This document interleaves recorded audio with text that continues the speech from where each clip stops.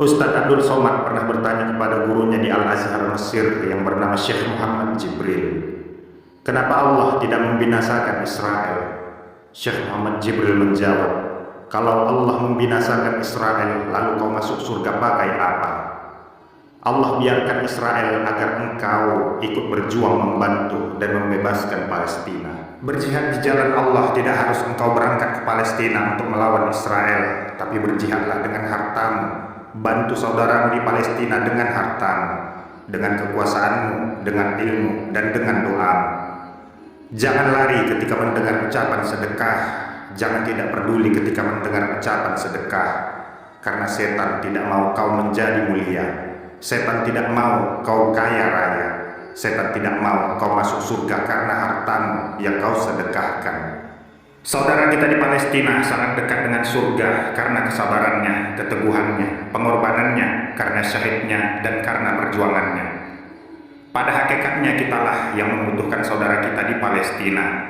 Jika di akhirat saudara kita yang ada di Palestina masuk surga karena kesabarannya, karena perjuangannya, dan karena syahidnya, kemudian mereka ingin membalas kebaikan orang-orang yang membantu mereka dengan memohon kepada Allah Subhanahu wa Ta'ala, pernahkah sampai ke situ kita pikirkan?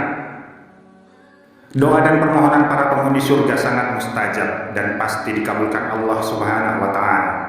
Lantas bagaimana jika saudara kita yang ada di Palestina di akhirat telah memohon kepada Allah Subhanahu wa Ta'ala agar umat Islam yang telah menolong dan membantu mereka semasa di dunia diampuni segala dosanya, diselamatkan dari siksa neraka, dan diselamatkan dari hisab. Dan ketika Allah Subhanahu wa Ta'ala mengabulkan doa mereka, malah nama kita yang tidak masuk di dalamnya karena tidak pernah menolong kesesuaian mereka.